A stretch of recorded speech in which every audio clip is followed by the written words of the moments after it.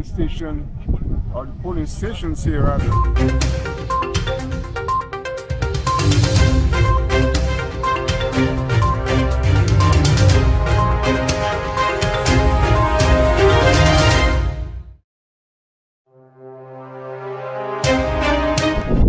Down here at Cleverly Hills Sandy Point, where the polling station, or the polling stations here rather, have been quite busy. I understand from the agents from both sides, both the Labour Party side as well as the People's Action Movement, that turnout has been heavy since early this morning.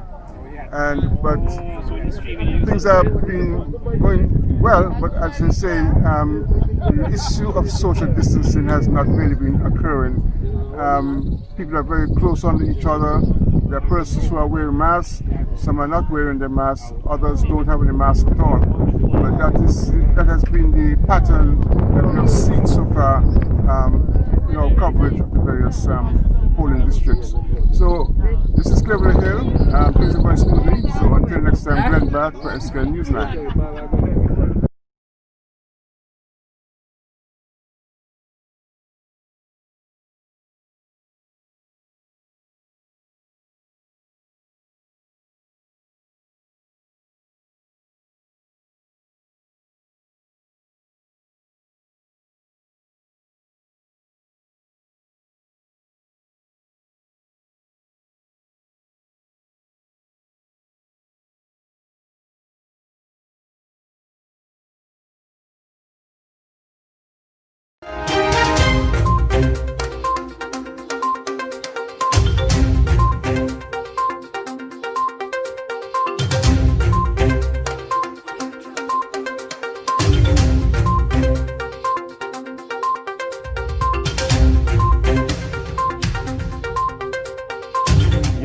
One farmer can go there and buy all the feeds. But we are saying, we need this facility to ensure that the farmers have ease of access to the people and people have ease of access to the farmers. Yes, especially with our increased dependence on our own agricultural products. Right. So we will bring food security to a minimal concern in St. Kitts and Nevis. But we must partner. It can't be just Constituency 7 alone. Because of the nature of how the eastern side is built, myself and Dr. Joe has the commitment to ensure that our farmers on that side is properly taken care of.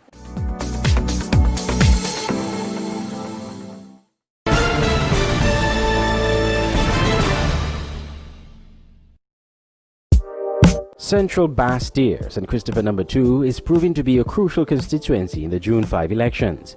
The incumbent is the St. Kitts Nevis Labour Party, Marcella Liebert, who has held that seat for the past 10 years. She is by no means a political neophyte, because even before she was involved in representational politics, she had early exposure from her family. I'm not so sure I really wanted to get into politics in this way.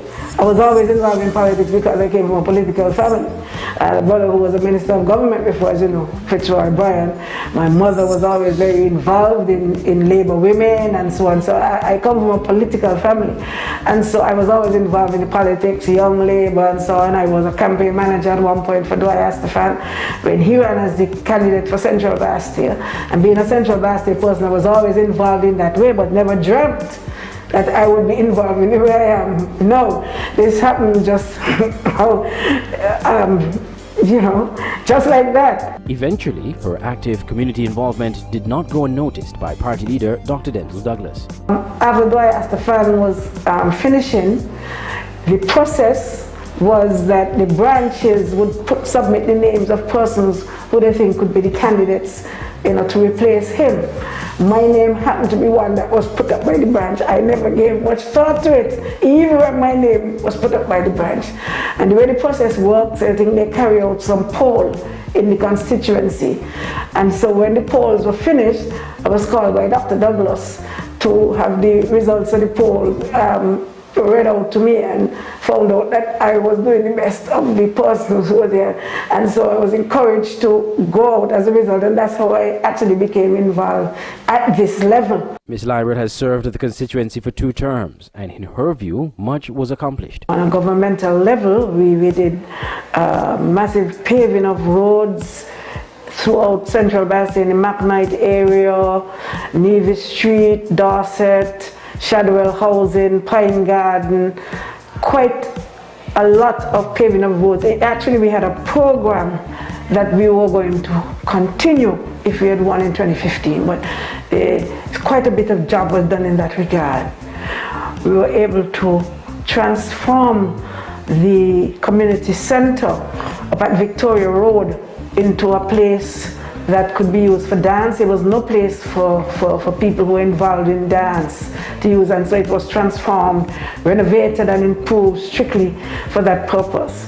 We had an emphasis on our children who had no place to really play and to learn from each other, and so of course, you know, we have the New Road Family Park. We also improved Dorset Park so that we'd have an area there also for our children and parents, because with the benches and so on around, they can help in that regard. Still, there's a lot more to be done. Right now, as it stands in the constituency, of course, the main focus, as you know, because of the effects of the COVID, has to do with job situation and health.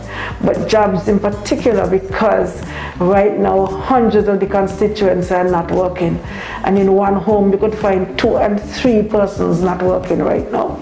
So it's a very dire situation when it comes to income, and then so many people have been left outside of the so-called stimulus package of the government because they assigned it to Social Security, which is illegal. But when they go there, many of them are saying, oh, you don't qualify because you haven't paid Social Security, or for some other reason. I didn't know that's what the stimulus was about. I thought the stimulus was to provide income support to all who were affected by COVID and had absolutely nothing to do with Social Security. So for example, the preschool and nursery school private owners who I speak with regularly tell me how much they're suffering. Some of them are not sure if they'll be able to reopen those places. Even some other small businesses, which they call non-essential, who have to close down for such long periods of time. Many of these people are saying to me, we have to continue to pay our rent even though we're not getting a cent in. Talk about Marcella Liebert as a member of parliament. I think you have to look at perhaps 2 of the most significant pieces of legislation that he had been able to champion or navigate through the parliament. And both of those are very important in the lives of the people of St. Kitts and Nevis. The first, I think, has to do with the domestic violence issue. And the second has to do with equal pay for equal work. As the voters come out to vote in number 2, Ms. Liebert is expressing confidence that she will once again be the representative for Central Bastille. To me, you have to be on the right side of history, and this is a party that has been there for the ordinary people of the country for over the 80 whatever years that has been in existence. And so that is where my heart is, making sure you want to take care of everybody, but you have to pay attention to those who are most vulnerable and who can least take care of themselves. And I believe that is what government is for, to provide that kind of balance so that those persons who could least take care of themselves, you are there to help them to live a decent life.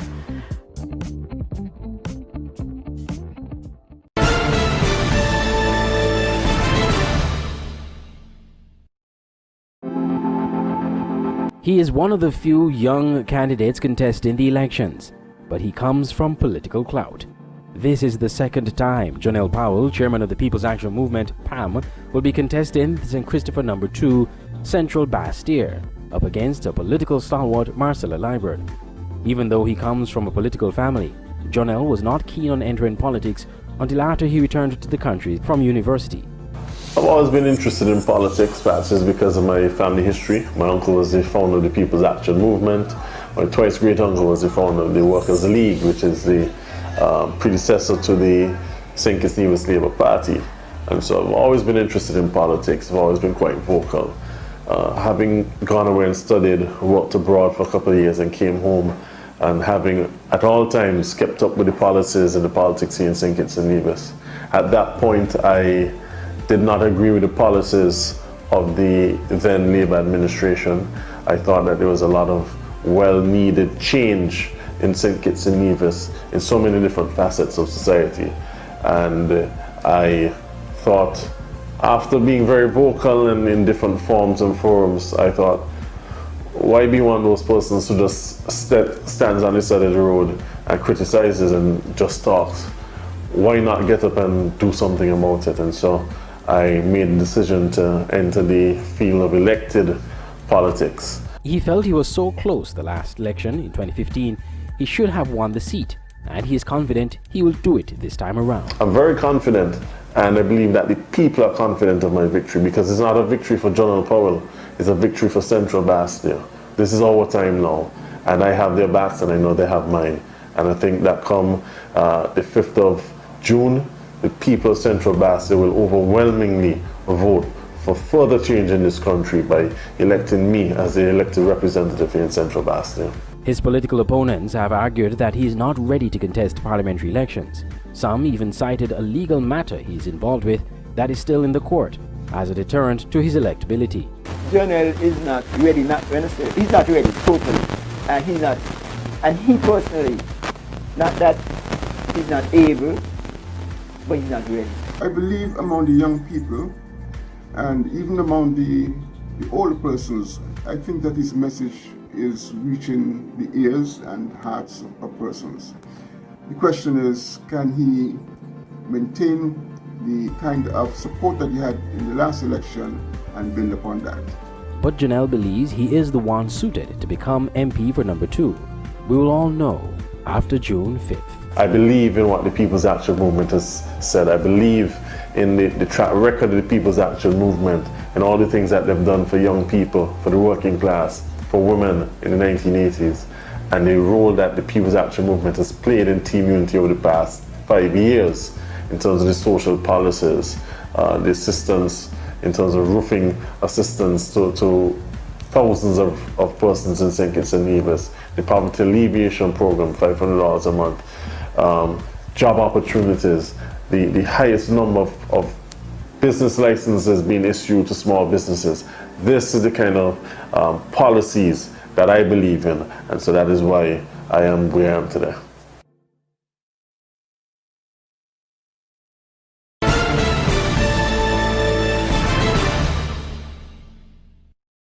Okay, well, normally I would say it is a marginal seat. Not normally, it is a marginal seat. I think what confuses people with number 2 is the fact that it is a large seat, over 4,000 voters. And the presumption is that in the context of a large seat, and 98, the margin last time it was around 98, is that it looks to be less marginal than it really is. But in the final analysis, it is a marginal seat. You have a person who's a senior politician in the shape of Marcella Liebert coming up against the chairman of the party, Janelle Powell, and it's a significant factor.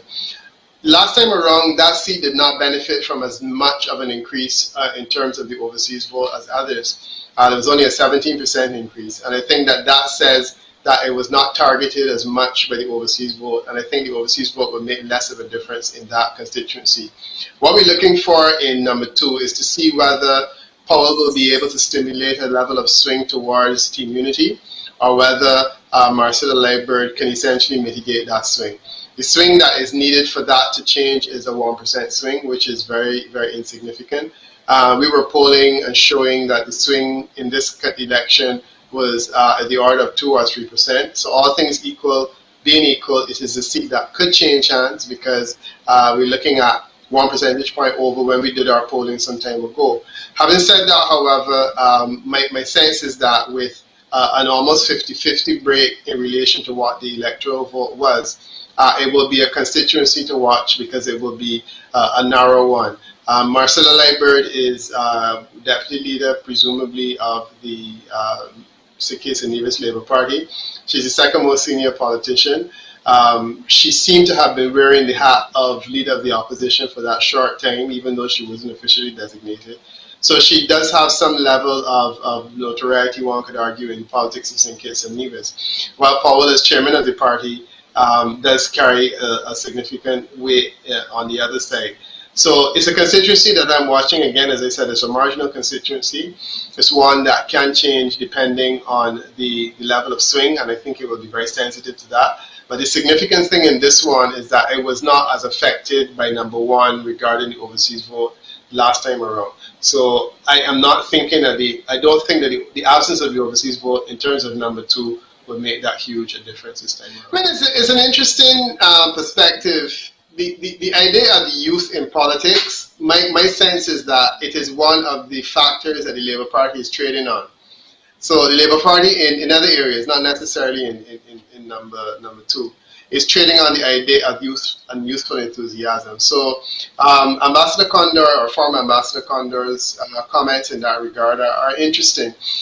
Generally speaking, an older candidate, a candidate who is entrenched, especially a candidate who is the incumbent and has the incumbent for 2 terms, has a better chance of holding on to a seat. Because normally, yes, you have the change factor, but if you're holding a seat in an environment like this, as a seasoned politician, the presumption is that you should be able to continue to maintain it. Having said that, however, I would say that the whole idea of change, a change away from Labour, change away from older politicians to younger politicians, that was essentially what the team Unity was selling on the last occasion. And if they're able to successfully sell that on this occasion, Jonelle Powell is exactly the kind of person that they would want to see running. So I don't know if I necessarily agree with Ambassador Condor's point, because certainly he does make a point that Powell is a lot more youthful. At the same time, he's been around politics for a while, and as I said, this is a campaign in which Team Unity sold youth and sold inexperience, one could argue, and sold youthful enthusiasm in the last election campaign successfully. If they are trying to do the same thing again, I would like to think it would be an asset, not necessarily a liability. Watch SK Newsline for Election Day coverage. Starting at 6:30 a.m., SK Newsline will provide 24-hour Election Day coverage on our website, www.sknewsline.com, or our Android mobile app and our Facebook page. We'll present you features, profiles and analysis on all 11 constituencies in St. Kitts and Nevis on Election Day. Our reporters will be on site at the various polling stations to give live and on-the-spot reports. Then from 7 p.m., SK Newsline and Voice of the Caribbean Radio, in collaboration with Freedom FM 106.5, will provide election night coverage all night until the last count. Our commentary team will provide analysis as the results come in live from the election center. Join political commentators Dr. Patrick Martin and Chesley Hamilton in the Freedom FM studio, and political poster Peter Wickham live from Barbados, with hosts Tony Frederick Armstrong, Junie Liburd, and yours truly, Andre Huey. It's 24-hour Election Day coverage on SKN Newsline, Freedom FM, and Voice of the Caribbean Radio, your Election Day coverage powerhouse.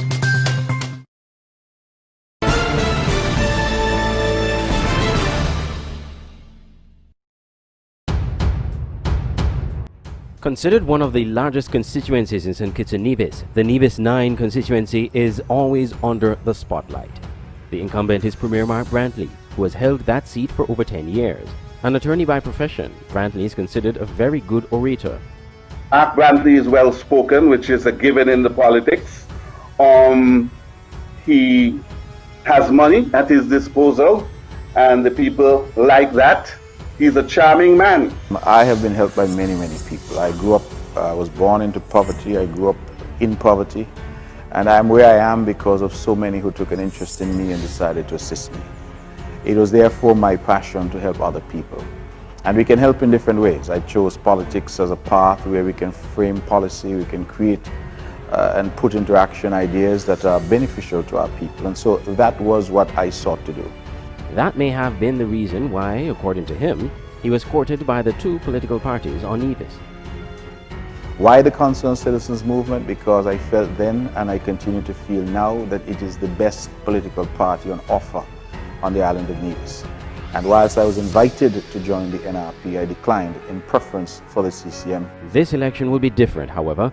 This is the first parliamentary elections with Brantley as the head of the Concerned Citizens Movement, the CCM, after long-serving MP and leader of the CCM, Vance Amory, stepped down from the leadership position, handing the mantle over to Mr. Brantley in 2017.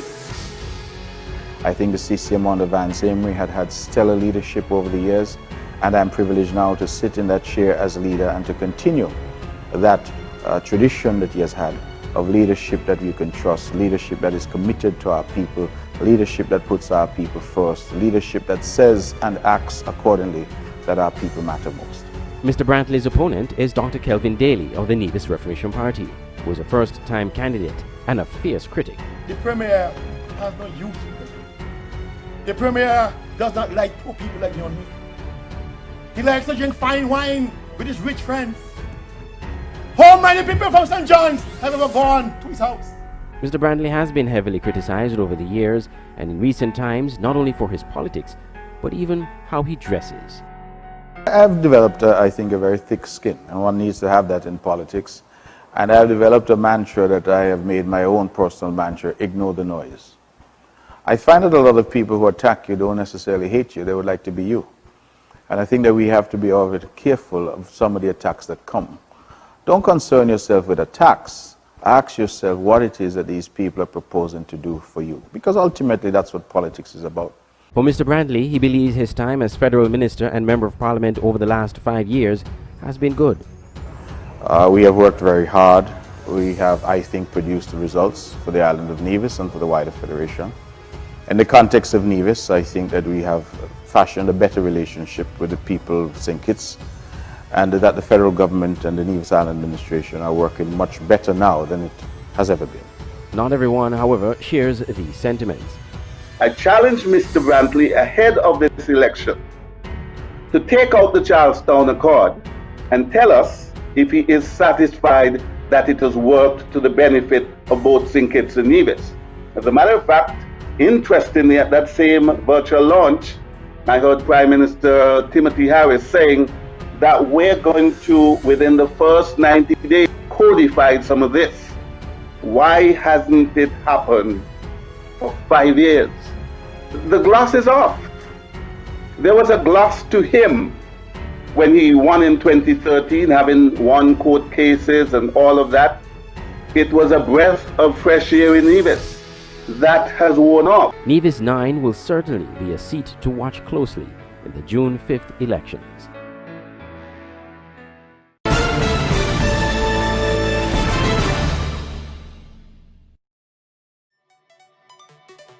Dr. Kelvin Daly, formerly the head of the Clarence Fitzroy Bryant College on St. Kitts and a trained agriculturalist, is contesting the Nevis 9 seat for the first time. Challenging Premier Mark Brantley for Nevis 9 is no mean feat. The decision to contest any election is never an easy decision.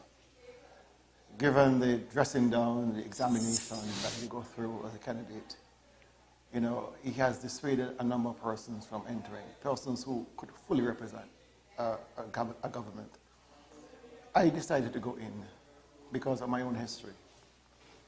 And I surmise that if what occurred to me, what was done to me, as being as trained as I am and as well accomplished as I feel I have been, what becomes of the regular guy in the road, the John Bob, as we like to say? Who is defending them? And I felt it was therefore important that I offer myself as a representative for the people. And it's been a journey that unlike any other. But Dr. Daly seems ready for the challenge. His lack of political experience is somehow not a deterrent to some divisions. Dr. Kelvin Daly has been a very hard worker. He is hitting the pavements, and he's putting ideas out there which are refreshing, that I haven't heard for a long, long time. You may know Nevis well, and most people live in about 3/4 of the island. But the southern part of Nevis is totally barren country, acacia trees, which we call kusha, no road, and he is advocating that a road be built from, say, Long Point, which will take you right across the country to Butlers in the east. That would open up the country for development. It is that kind Nevis is looking for a forward thrust. You know, he's a bright guy, he's able, he's, you know, he's a good politician from what I see, you know. Listen to him and he's confident and so, but I don't think he could beat man. Foremost amongst his plans, if elected, includes revitalizing the Bath community, providing jobs and housing. The most pressing issues are jobs. Whether those jobs are created from entrepreneurship or those jobs are created by you working for an employer. In both instances, we are seeing that growth. There are too many students leaving school with no opportunity. When they come back from university, they get very little opportunity. I am very confident, extremely confident. I have met with so many youth in our society. Last night I met with a group of 20 young men, and you know, they called me to the meeting. I didn't call it. They called me and said, Mr. Daly, we're behind you. We've heard your message. This time around, St. John's will be a toss-up. Inroads will be made. I won't predict a winner, but Dr. Kelvin Daly is going to make a very, very strong showing.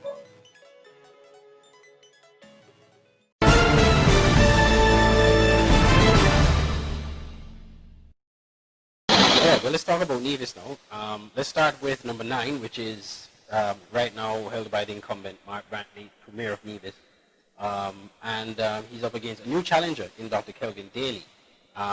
Your numbers, and of course you did say that you believe number 9 and number 10 will go the way it is right now, which is the Concerned Citizens Movement. But based on your reading and based on the numbers you have, will there be any swing of any sort or any eating away of the margin from the NRP? Yeah, you know, the fascinating thing with Nevis is that we look at Mark Brantley, an impressive politician, Premier of Nevis. At the federal level, he gets in with 54% of the popular vote. Excuse me, it's interesting that you compare him with Van Semerin, who was sailing off 71% of the popular vote. So Mark Brantley has clearly been struggling a bit over the years. The other concern I have regarding number 9 is that it would appear as though there were some level of overseas voting in number 9 as well that has been manifested. Now, I don't know what the numbers are, but if there was an overseas component, if that overseas component was compliments of Mark Brantley, and the numeric margin that you're looking at is 300 votes, 300 odd votes, that's significant. I don't expect Brantley to lose, but I do expect that Brantley's going to have to fight this time a lot harder than he would have in the previous election. And I also expect that the result there is going to be probably as marginal as it was before. The swing that would be needed to change things would be a 4% swing in the other direction. Consistent with my expectations nationally, I don't see that materializing. So my sense is that the swing will be going in the other direction. So we may see some strengthening of Brantley a little bit, but perhaps not too much. And that's how I'm seeing that working. Again, an impressive politician. You know, I don't know the alternative, Kevin Daly, but I would say that he is going to face the kind of challenges that the person who is running against Timothy Harris and Denzel Douglas will face in terms of the resources, in terms of the image that you're running against, and so on. And remember, this is going to be the first federal election that Mark Brantley will face as Premier. And one would think that that carries some amount of weight in terms of going into the election. Mark Brantley, as you said, is an impressive politician, but has also come under fire from his opponents. And Dr. Daly, more so than anybody else, has vehemently criticized him for taking both salaries as a Nevis Island Administration Minister and also as a federal minister. He believes it's immoral, it's unconscionable, especially when he says that in Nevis there are people who are unemployed and are finding difficult economic times, that the Premier should at least take the higher of the two salaries. Mark Brantley has shrugged this off. He said, well, you know, he's doing 2 jobs, he's performing in 2 roles, and he, by right, should be receiving 2 pays. Do you think this in any way plays in the minds of voters, especially independent thinking voters who are neither swayed here or there? Yeah, I mean, I also heard some talk that Mark Brantley was looking to surrender one of the salaries as a result of the COVID, and he could. I have been hard-pressed to get into conversations in any of the countries because this issue comes up over and over again. Should a politician give up the salary or half of the salary or all of the salary as a result of the hard times we're facing? My general response is no. I think that politicians need to be paid. It's a professional service that they're offering, and I think they should be paid for the work that they're doing. The issue that you have in St. Kitts and Nevis with this double salary issue is not a new one. And the important point is that it is legal. It is perfectly legal for a person to operate at the federal and the local level and to earn salaries at both levels. What is also interesting is that a person who has done that invariably will also have greater capacity to share. And I think that one of the things that Brantley has to ensure is that when all is said and done, he doesn't come across as being stingy. I don't believe that he is seen in that way. And you know, 2 salaries means that you have a lot more resources that you can give to people and you can lend assistance. And he seems to have been doing a lot of that. So what Dr. Daly is doing is reasonable, I guess, because he will attack that issue as they always do. But I don't believe that it will resonate significantly, because what divisions may argue is that, you know, the second salary has been helpful in terms of getting people to buy things for them or to assist, to give assistance in where it's concerned. One of the challenges during this COVID period is that politicians have been under increased pressure to offer help to people. And my sense is that that has created an opportunity for or a need really in people that has not been there before. And the only way you can fulfill that need is if you continue to be resourced. So if you cut a politician's salary, you're also cutting their ability to respond to various crises that are in many situations over and above what the resources of the state will be able to provide them.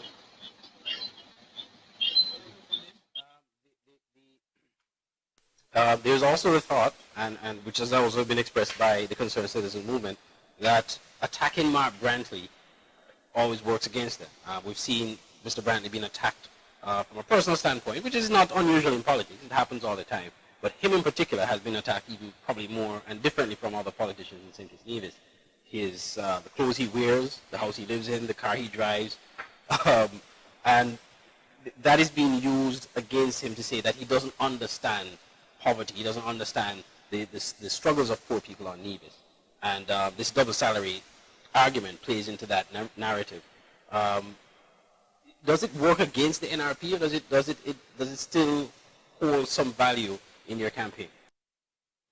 Yeah, Andre, they always say that if you do the same thing over and over again with the same results, it says a lot about you and not necessarily about the person you're using that strategy against. And it also speaks to the logic of that strategy. I agree with you that Mark Brantley's house and his shoes and his socks and his cars, double cars, and because I think he has matching cars too. These are things which I have heard over and over again. Clearly, they're not impressed because this is an individual that has been winning elections left, right, and center. And I hear it in a lot of the islands about different politicians, and the feeling is that, this is the kind of thing that people are concerned about. Clearly, he is a flamboyant politician. Clearly, he's not a poor person. And I don't know that he necessarily needs to be, because my sense is that it is not something that seems to have been a problem in the past. And I would like to think it will probably not be a problem on this occasion. My understanding is that Mark Brantley wasn't born with money. He worked hard, and he was able to gain some resources by virtue of talent and ability. And I think that that's also something that Nevisians will cherish, the fact that he's an individual who worked hard. And, he's not a Donald Trump. So that the idea of him being born into wealth doesn't seem to present itself. And it's a situation where he has been fortunate because he has worked hard and he's done a reasonably good job of a law practice and so on. So I don't really worry too much about that.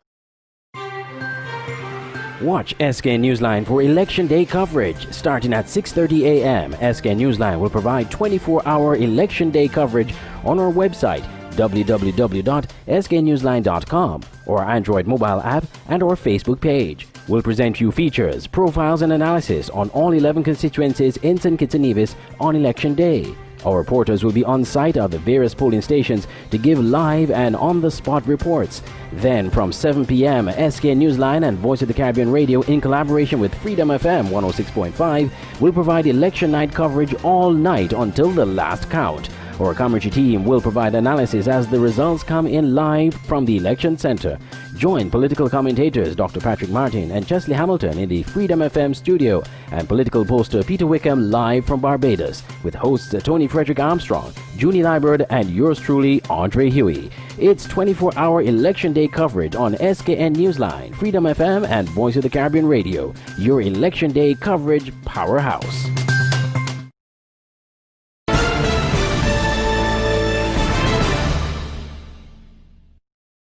Bjorn Hanley is probably one of the youngest candidates contesting these elections. Competing in Nevis 10, Bjorn has a plethora of ideas to help develop the town of Gingerland, one of the major areas of the constituency. My motivation was clear. I'm from Gingerland, and I see a lot of potential in Gingerland. Gingerland is like the second town of Nevis. So I think I have a lot of plans to deliver in Gingerland. And we would have had representation from the CCM party for 30-something long years, and we would have seen absolutely nothing in Gingerland. And I think that I could restore it to a state of well-being and bring back agriculture, bring back jobs, bring back everything in Gingerland. But why the Nevis Reformation Party? Nevis Reformation Party because the CCM party clearly does not believe in plans and they do not believe in jobs. And the Nevis Reformation Party has proven over the years that they are a visionary party and they believe in plans, empowerment and jobs for the good people of Gingerland and Nevis.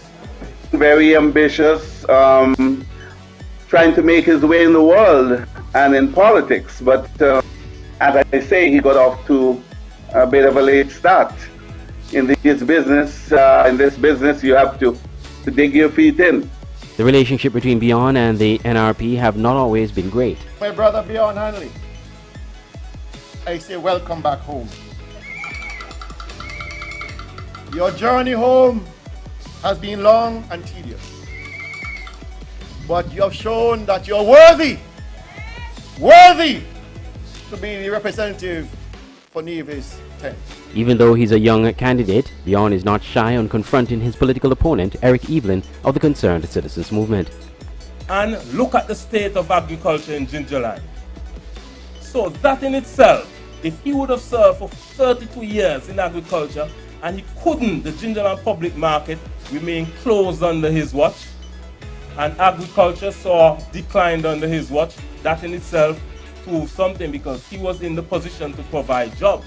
All I would tell the people of Nevis and St. Kitts, look at me and look at the candidate who is opposing me and you make the choice. See who is competent, see who is capable, see who has the experience. It will be a tough task to beat Evelyn in a seat that has been with the CCM for decades. Hanley just came on board on Friday last. This seat has been dominated by the CCM for over 3 decades. So you can simply and safely say it's a CCM seat.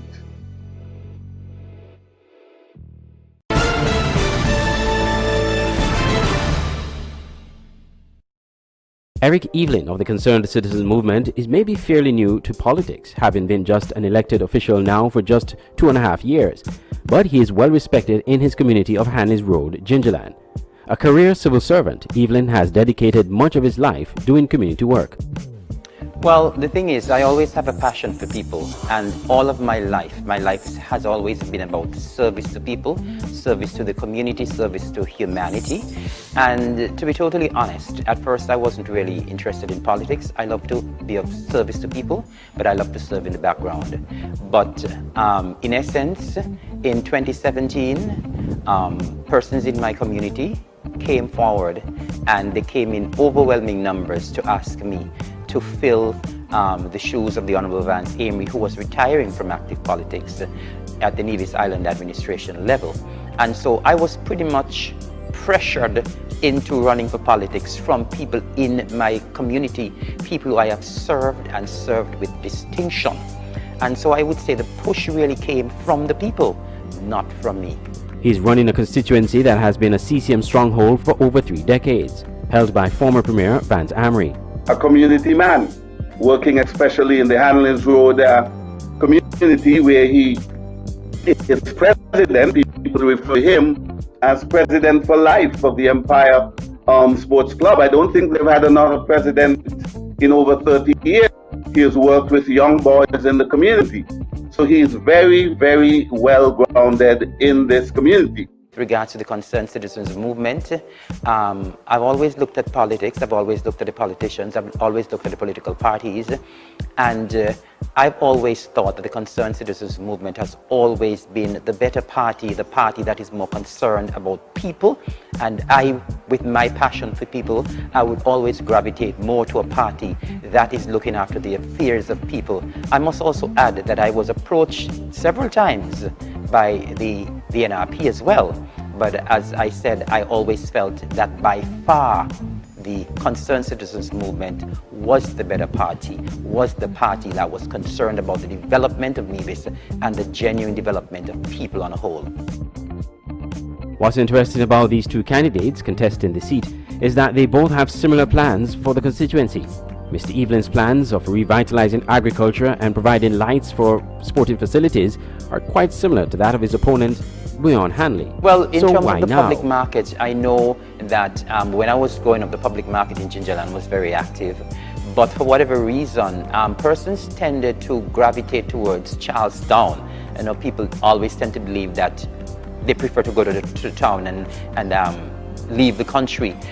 So progressively, over the years, we've seen more and more people going into Charlestown, including the vendors and including the members of the general public. And then the activity there just waned over the years. Some of the butchers who were there are not around anymore. Some of the vendors who used to vend at the Gingerland public market are not around anymore. The thing about the double salary is hurting him a bit. Because whereas Brantley and Amory eased into it by virtue of having won the Nevis election in 2013 and automatically contesting the federal in 2015, here is Eric Evelyn, 2.5 years in government, still relatively fresh, and out there battling tooth and nail for money. So we've seen a greedy side of him. There's no question about that. Statement was absolutely taken out of context. I have nothing to apologize for.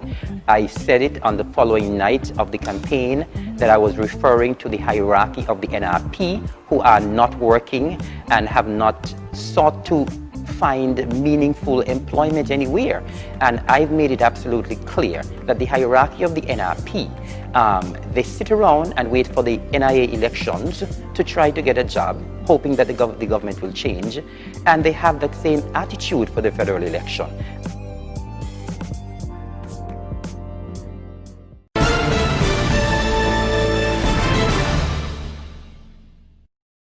And Nevis 10.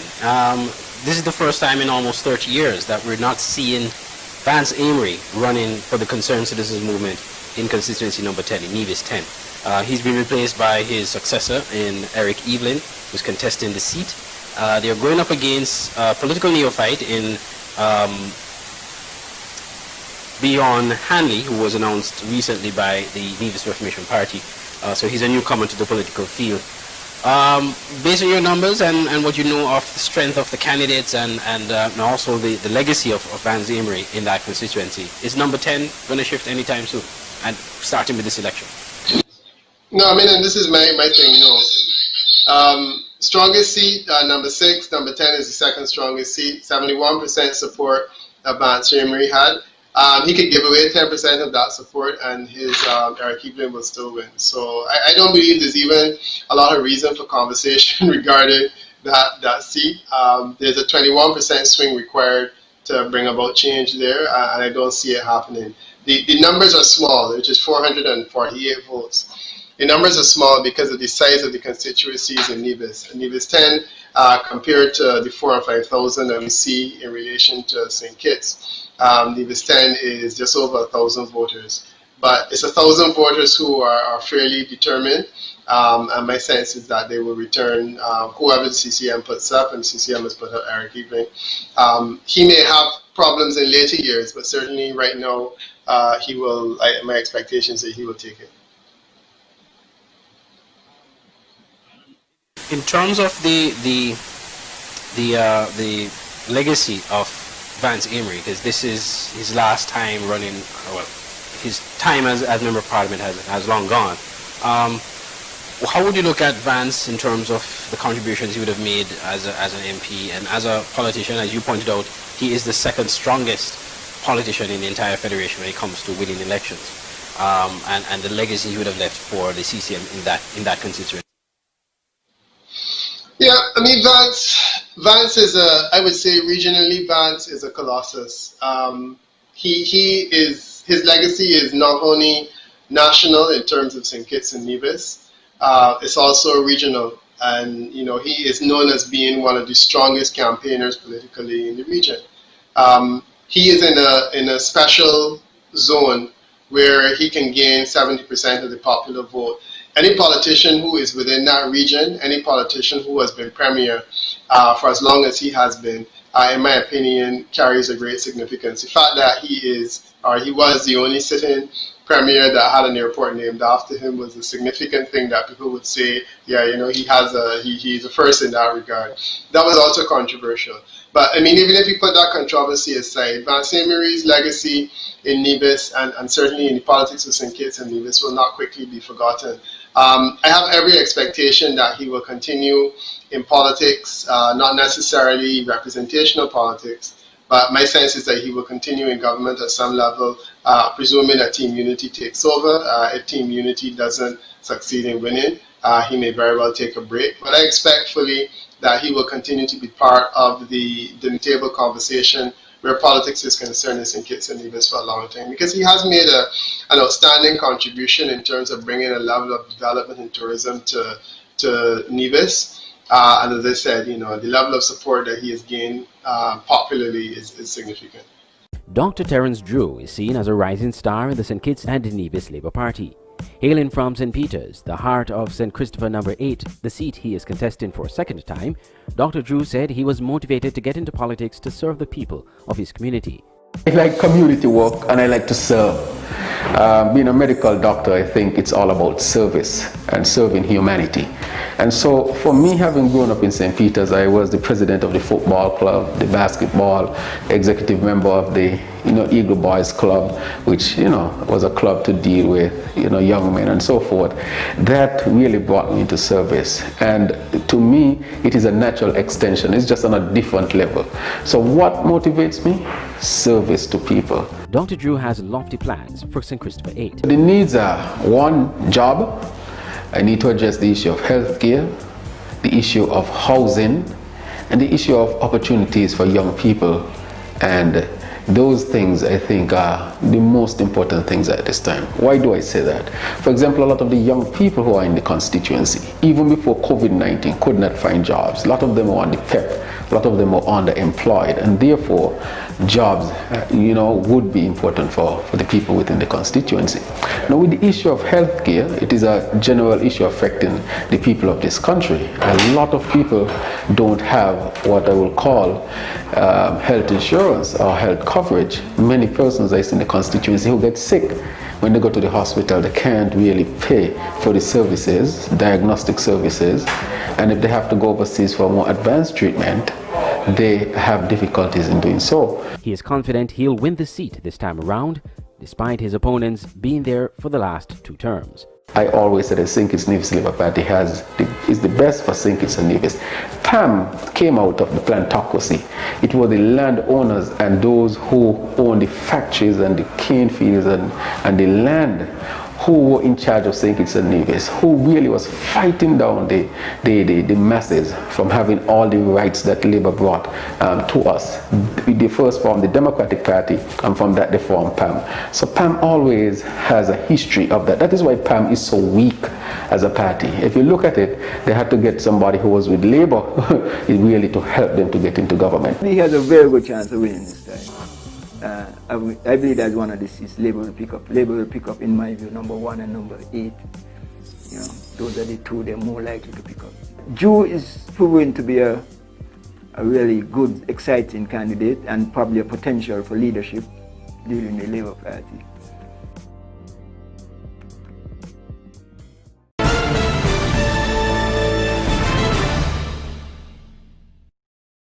Constituency number 8 will be a showdown this election.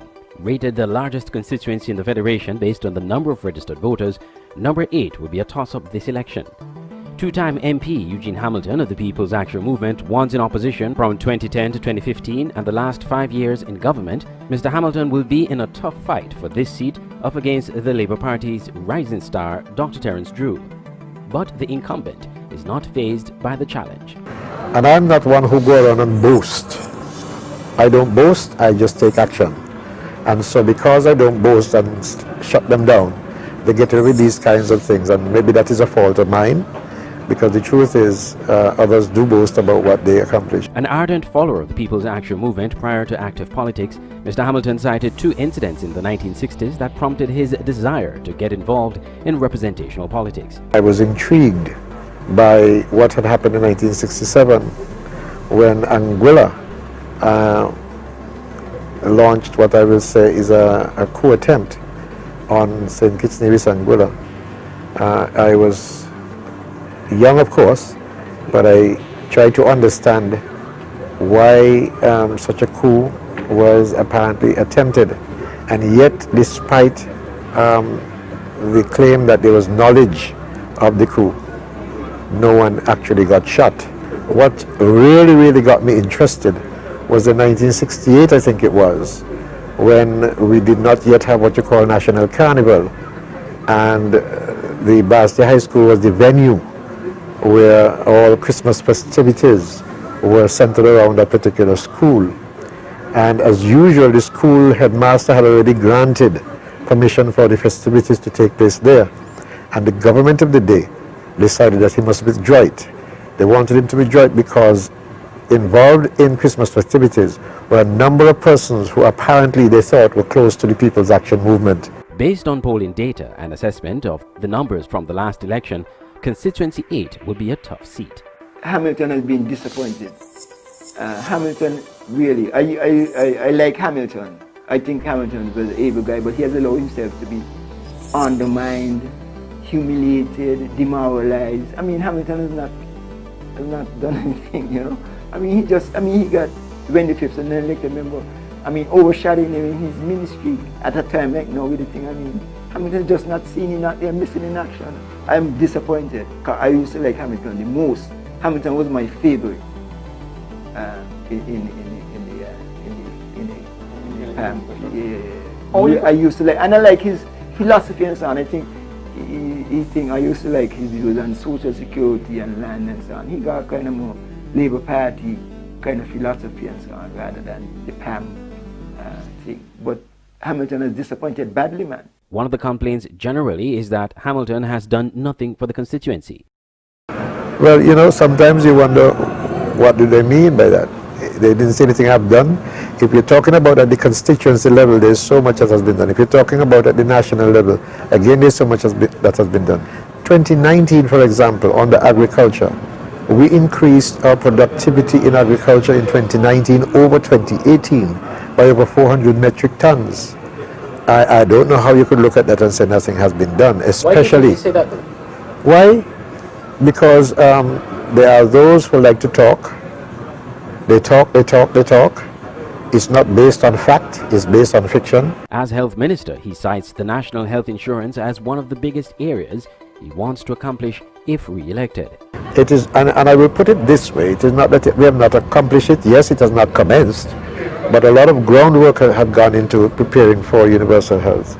You're aware, or you should be aware, or the person should be aware, that we did not just introduce something which could be described as a Hamilton thing. We went about bringing professionals and experts into the preparation and planning. The University of the West Indies, we engaged them.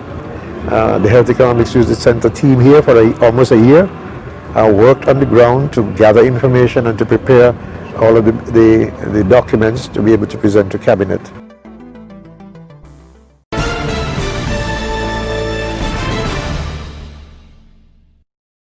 Dr. Drew, well, let me just say this about Dr. Drew. Dr. Drew is a dynamic person. He is, one could say, the quintessential next-gener, in the sense that he is the kind of person that one would think the Labour Party is looking towards. Dr. Drew has, he sparkles on the platform, and he excites a number of people. And I think for a number of people last time around, it was a surprise that he lost in that election. I don't think that the loss was that significant. It was a relatively narrow loss. Eugene Hamilton has 53%, which means that the loss was not as significant as some others. So he would have been able to achieve 47%, which means he relatively narrowly lost 236 votes and a 3% swing needed to make it up. All things being considered, Terrence Drew should be able to do this. The other factor that you have, of course, is that Eugene Hamilton, as you said, is an older politician. He doesn't have the youthful enthusiasm of Terrence Drew, and one would assume that those were the kind of things that can help. Yes, this seat is one that is of great interest to me. It is a marginal seat. It is a marginal seat with two candidates, one older and one younger, and the excitement that is created by Dr. Drew says to me that this will be one of the battlegrounds in the campaign. The question is, can it be won? Certainly it can be. It goes against the grain of the swing that I was seeing in the last Cadres poll. However, it is a 3% swing that is needed, and to say that because we saw a 2 in favor of Team Unity and a 3 away from Team Unity would make a difference, that's all within the margin of error. So there are possibilities there for Labour and Dr. Drew. Having said that, you know, Eugene Hamilton has been a person who has held on to the seat. He's been a campaigner for a long time. And this is the first occasion that he is facing it, having been a member of parliament and essentially defending it with being in government and being a minister and whatnot. And I'm assuming that, you know, he would have learned over the years to use that in his favor. So it's going to be an interesting battle. One certainly that I can't call, but one that I'm watching with great interest. Well, no, I mean, he goes in hobbled, and I think the people always say, you know, we're looking at his performance as a minister. That's a factor too. But I always say, let's start with the last election campaign. Eugene Hamilton won that seat with 53% of the total popular vote, with a margin of 236, as you quite rightly said, in a constituency of 4,000 people. His back is against the wall to start with. So one could argue that he's not sailing in the way that Timothy Harris or Denzel Douglas has been sailing. He's really struggling. And in a situation where the margins are slim, it doesn't surprise me that he struggles. So he goes in with a struggle in terms of holding on and maintaining relevance and so on. And as I said, he's not a young person, and certainly his opponent is quite young. So then you look at the current factors, and the current factors would relate to the fact that, you know, people will always want things that they can't be given, and there may be some concerns there that people haven't gotten all that they needed or that they felt they should get, and they weren't seeing the level of energy that they should have seen. So, you know, those are the kind of factors that I would say come to play in relation to that constituency. But I wouldn't say that his back is against the wall, certainly only because of contemporary factors. I think it's against the wall because he went in pretty hobbled in the first place, because he only came in with a 53% margin over the other candidate. And I think that is a factor that creates some concerns, some challenges. If there's any candidate in these elections that has proven his resilience, it's Lindsey Grant of the People's Action Movement. After several failed attempts to be elected in constituency number 4 as leader of the party, Grant finally got elected in 2015 over Glenn Phillip of the St. Kitts and Nevis Labour Party. Politics was something that interests him at a young age. At the age of 10, I remember handing out flyers in a general election, can't remember which one it was, for the People's Action Movement, of course, because my grandmother then was a staunch supporter of the People's Action Movement. In fact, I think she had nominated Dr. William Herbert when he ran then in that constituency. So we are steeped in the politics in terms of family. We weren't really traditionally out front, but we were supportive. I think I've been the only person within the family who have been out front in the politics. Grant's first term as MP has had some successes. Excuse me, a program that I'm now running. And I run a breakfast program for students in my constituency. I began really, and it was not my brainchild, let me say that. It was the brainchild of some individual who came to me and gave me the idea and said, look, this is what is happening in the school. Young people are coming to school and not having eaten breakfast, and you should start something. And I thought about it and say, excellent idea. And so I started a program out of my house. My wife and I would get up 5 o'clock in the morning, and we would prepare breakfast for 25 students of the Tyrrell Williams Primary School. 25, and we did it 2 days a week, I think it was, Monday and Wednesday. And then 2 days became 3 days, and then became 5 days. But not without challenges. A legal matter involving his law firm, Grant & Powell, has been used by his opponents against him, prompting calls for his resignation. Some even refer to the infamous Marriott video from the 2010 elections, where he was secretly filmed speaking to who he thought was an investor in a bid to secure campaign funds. Unity helped him to win that constituency. The fact that Unity and people were looking for, you know, it was a new dispensation, a new way, and so on, he got in. He has done some good work, but I don't know if you're aware, if you were here during the Marriott affair, and now he has another issue that has, you know, that spells danger in my view. You can't come from the Marriott affair to this affair and go unscathed.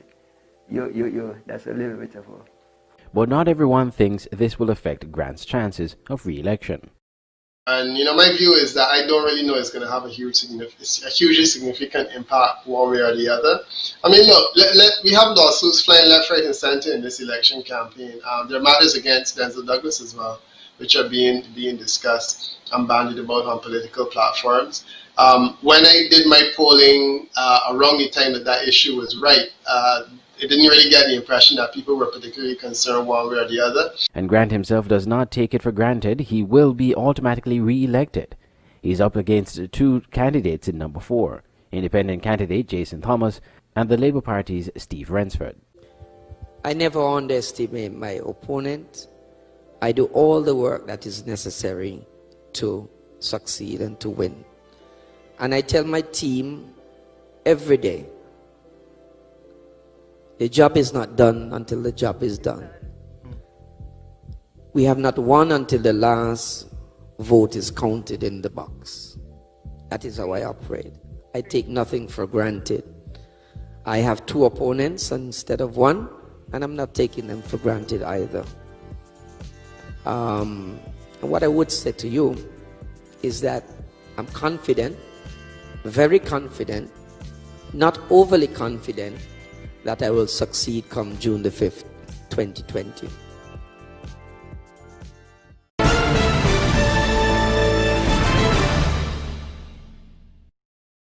Steve Rensford is not your usual rambunctious political candidate.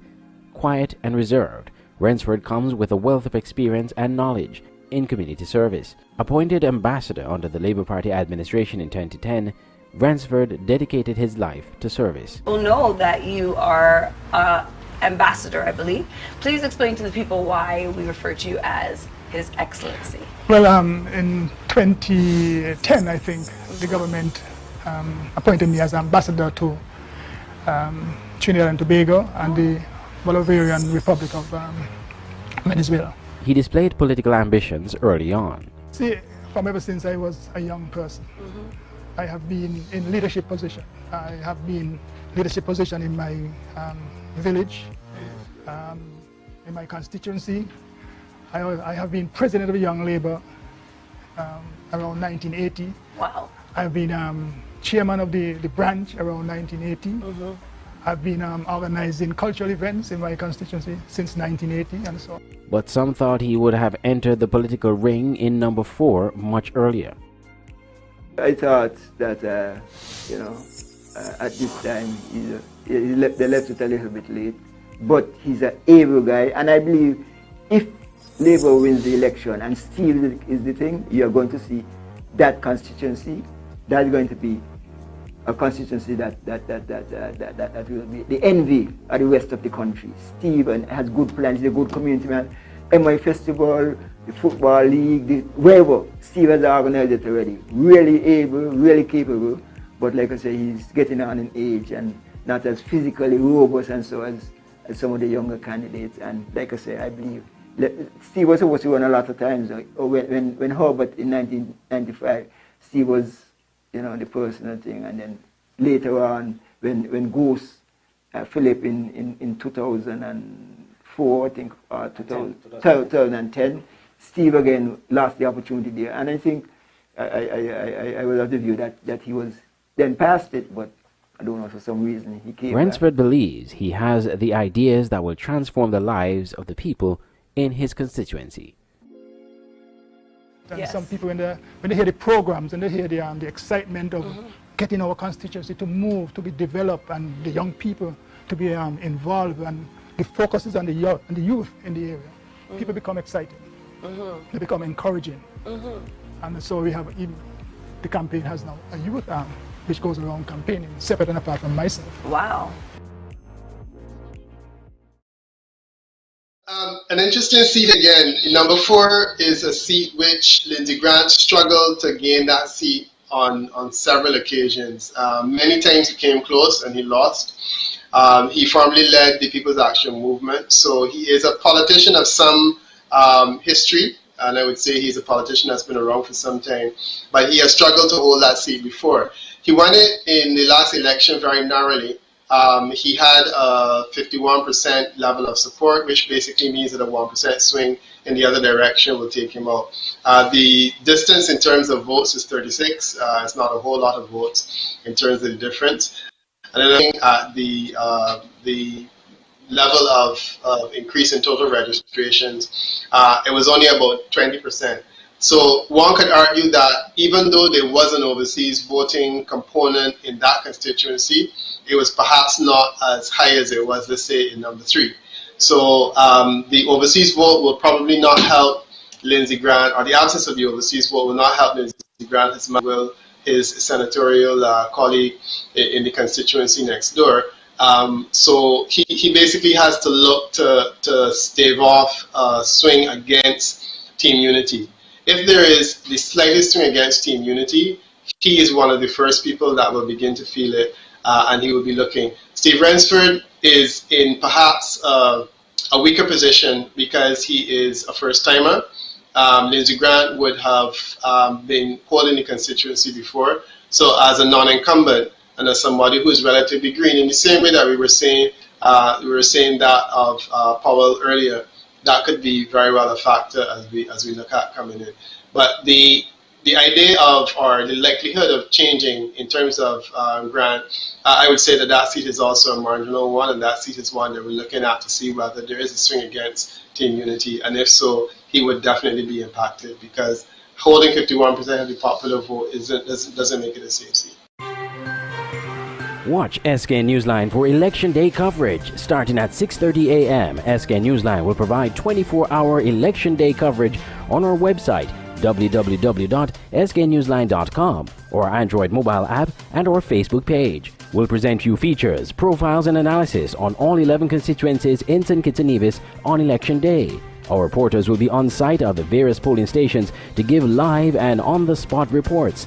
Then from 7 p.m., SK Newsline and Voice of the Caribbean Radio, in collaboration with Freedom FM 106.5, will provide election night coverage all night until the last count. Our commentary team will provide analysis as the results come in live from the election center. Join political commentators Dr. Patrick Martin and Chesley Hamilton in the Freedom FM studio, and political poster Peter Wickham live from Barbados, with hosts Tony Frederick Armstrong, Junie Liburd, and yours truly, Andre Huey. It's 24-hour Election Day coverage on SKN Newsline, Freedom FM, and Voice of the Caribbean Radio, your Election Day coverage powerhouse.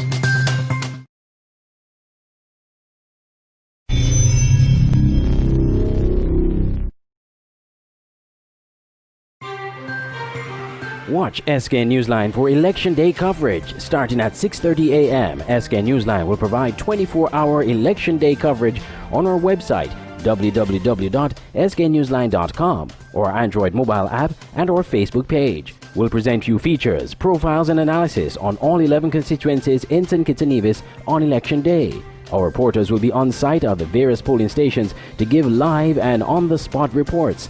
Then from 7 p.m., SK Newsline and Voice of the Caribbean Radio, in collaboration with Freedom FM 106.5, will provide election night coverage all night until the last count. Our commentary team will provide analysis as the results come in live from the election center. Join political commentators Dr. Patrick Martin and Chesley Hamilton in the Freedom FM studio and political poster Peter Wickham live from Barbados with hosts Tony Frederick Armstrong, Julie Liburd, and yours truly, Andre Huey. It's 24-hour Election Day coverage on SKN Newsline, Freedom FM, and Voice of the Caribbean Radio. Your Election Day coverage powerhouse.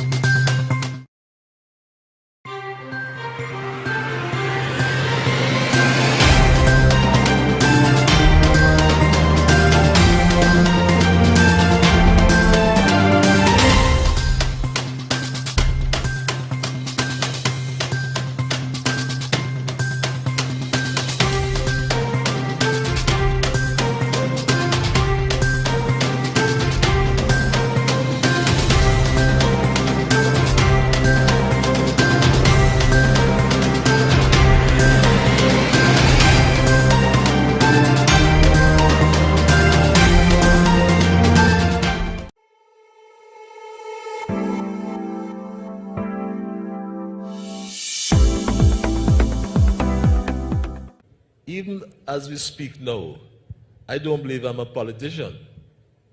I'm into politics. But what really motivated me, a matter of fact, when I was first approached by one of the parties and it started to spread that I was going to be into politics, and I think it came from the fact that I was always, you know, community oriented. I would clean areas in the community. As a matter of fact, I played football for the community, played cricket for the community, and we were champion teams. Newtown football team was always a champion team. I always like to boast that when we got promoted to what was called then the first division, I scored one of the goals. You know? Congratulations. So we have winners at this table. But I believe that some people always figured that I was going to be in politics. And I had a good friend said to me, why don't you get into politics? Right? But I was never serious about politics. I advised politicians. As a matter of fact, my predecessor, I was the one who I believe was responsible for his election to office. You know? But it all came down, when I made my own decision, it came down really to service. We've been listening on our platform during the campaign. Yes, I'm just being the devil's advocate. We would have been saying that in addition to the new Bastia High School, all of our high schools and schools in general would be renovated, and there would be much improvement in terms of additions where they can be done. Because I am one who believes that we need to have academic labs in all of our schools, especially for those students who are struggling, whether it's in maths, in language, or whatever. They should have that area in the school where they can go, whether being self-tutored in terms of the programs that will be on the computers, and make sure that they get themselves up to the level that they ought to be. So all of the schools would be renovated and improved with special features based on the needs of the school. Well, that's wonderful. So, okay, we're coming along. I know we have to move along. I can sit here and ask you a lot of questions because I'm sure people have a lot of questions. And actually, it has been a while. Both of us haven't sat and had a conversation. It's actually quite true. We haven't sat and had a conversation in a long time. To feel the connection. Yes, because I work with you so many times. I've worked with you and you were a director of youth, and so I'm just familiar with you through that. In fact, now you're looking a little more buff than I remember you being. Like you've been on the trail. Really working out there for your people. So I say every time I see you, like, look at Jeffrey, it's like he's a stronger, fiercer, like Jeffrey, he's out there fighting for his constituency. I'm doing what I have to do now. I see you doing what you have to do, Jeffrey. So I'm here with constituency number 1's candidate, Dr. Jeffrey Hanley. Let the people know why they should vote for you, Jeffrey. I am with the constituents of East Bastia, and I am an honest and trustworthy young man, a man of God, one who is hardworking and innovative, one who you'll be able to have a conversation with, one who would give you that listening ear with whatever challenges you might be facing. And I'm looking forward, Naima, to serving all of the people of constituency number 1.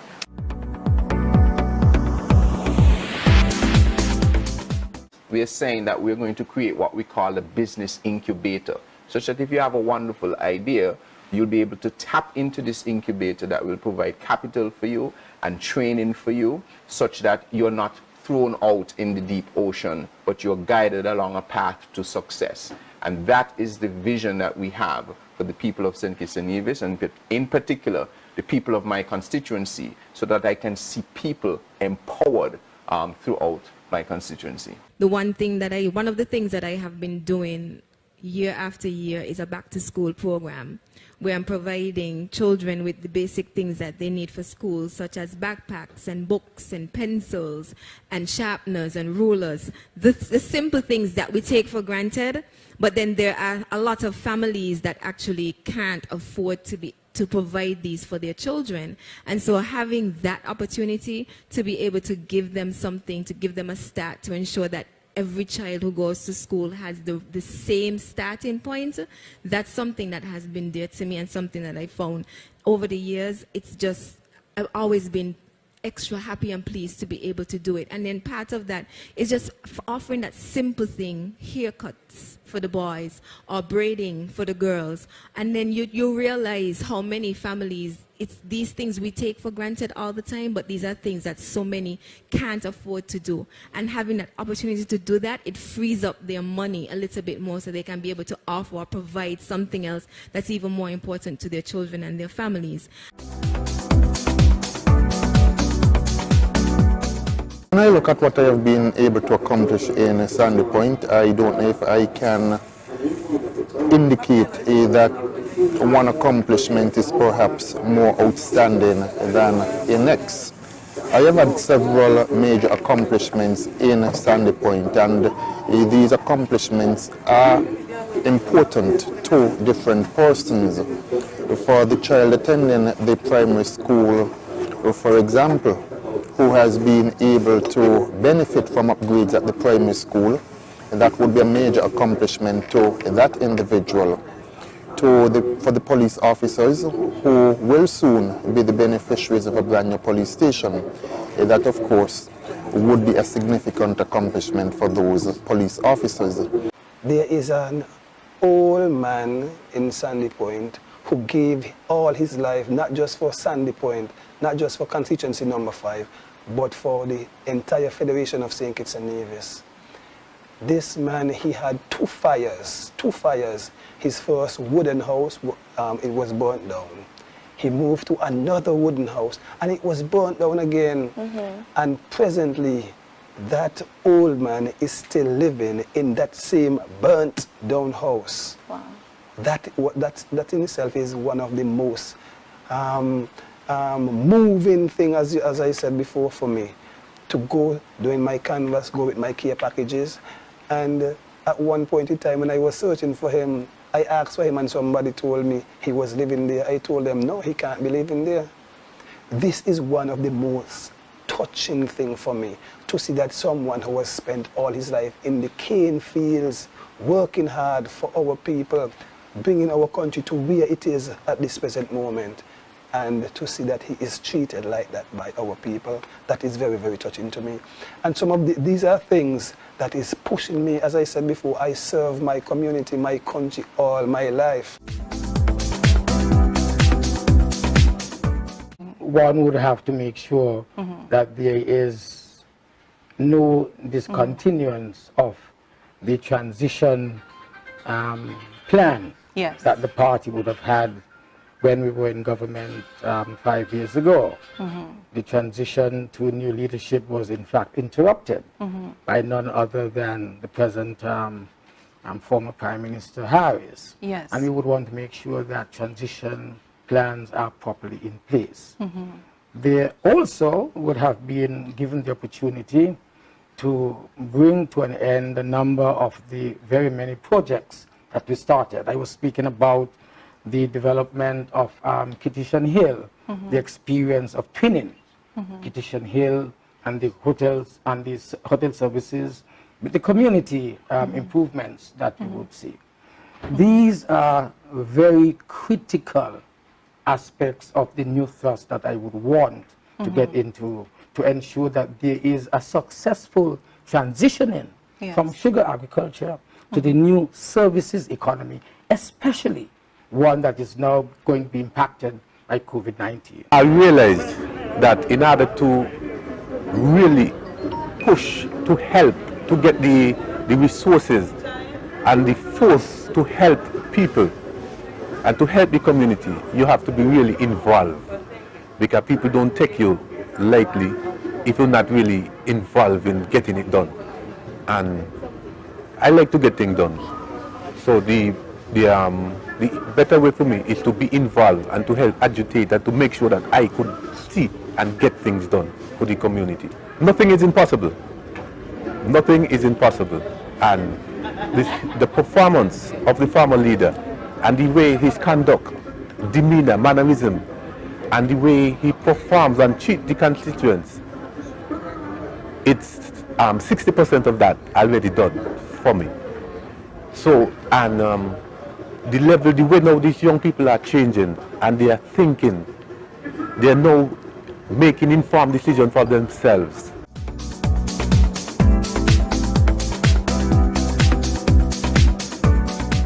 It is a very important matter, and that is the issue with regards to the increase in the minimum wage. I went to Bastia and they told me that the minimum wage was $312.50 per week. And I was told, for the anniversary of our independence, we needed to increase the minimum wage. And I set to work. I called all the stakeholders together. And we had our meetings. And we were able to sit down. We were able to discuss. And we arrived at a brand new minimum wage in this country. And that minimum wage is across the board. Everybody who works in this country has been impacted by that minimum wage increase. So, when you talk about bread and butter matters, the NRP has been in the vanguard of ensuring that we improve the terms and conditions of work, and we also ensure decent pay for decent work. But I'll say to you, from a positive standpoint, I will do even one thing more than Patrice have done over the last 20 years. Your investment in me, I am one of those stocks that is going to be a dividends over the next 5 years, because I am ready for the task. I'm ready to transform lives in Nevis 11. I'm ready to transform lives in the island of Nevis. I'm ready to work with you, sit with you, and take your issues seriously and make sure that I can take care of them to the point where I can bring results to you.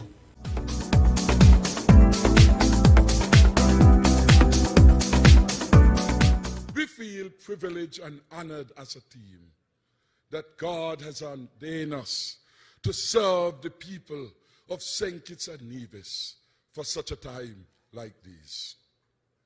And when our time would be ended, 5 years and 90 days after the first sitting of our second term, several of us will gladly move from the stage with thankfulness in our heart for the opportunity to have served the people of St. Kitts and Nevis so well and so exceptionally well. Yes, many will say, I believe, and Glory, you may help me. Was it in the book of Nehemiah or some other book? You are doing a good work. You're on a wall and you can't come down. That is the next version of it. You are doing a good job, and God will not take Team Unity down. To Him we give the glory for all we have accomplished for the people of St. Kitts and Nevis. So I now invite you, in the interest of time. My commitment to Constituency 7 is that I will build a complex facility in the Christchurch Bowyer area that will be outfitted with a what you call it, abattoir, a market, and have where farmers can go and get feeds and baiticol and all the necessities so that they don't have to journey to Bastille all the time. It's quick and easy access from there back to your farm, you know, and so I think that... I always wonder why that's never been done before. Well, there is an agriculture sector output there in Tabernacle, but it's very small. Yes. You know, one farmer can go there and buy all the feeds. But we are saying, you know, we need this facility to ensure that the farmers have ease of access to the people, and people have ease of access to the farmers. Yes, especially with our increased dependence on our own agricultural products. Right. So we will bring food security to a minimal, concern in St. Kitts and Nevis. But we must partner. It can't be just Constituency 7 alone. Because of the nature of how the eastern side is built, myself and Dr. Joe has the commitment to ensure that our farmers on that side is properly taken care of.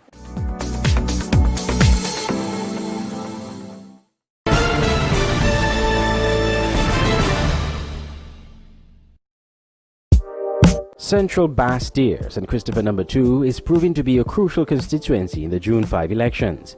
The incumbent is the St. Kitts Nevis Labour Party, Marcella Liburd, who has held that seat for the past 10 years. She is by no means a political neophyte, because even before she was involved in representational politics, she had early exposure from her family. I'm not so sure I really wanted to get into politics in this way. I was always involved in politics because I came from a political family. I had a brother who was a minister of government before, as you know, Fitzroy Bryan. My mother was always very involved in labor women and so on. So I come from a political family. And so I was always involved in the politics, young labor and so on. I was a campaign manager at one point for Dwyer Stefan when he ran as the candidate for Central Bastille. And being a Central Bastille person, I was always involved in that way, but never dreamt that I would be involved in the way I am. No, this happened just how, just like that. Eventually, her active community involvement did not go unnoticed by party leader Dr. Denzel Douglas. After Dwyer Stefan was finishing, the process was that the branches would submit the names of persons who they think could be the candidates, to replace him. My name happened to be one that was put up by the branch. I never gave much thought to it, even when my name was put up by the branch. And the way the process works,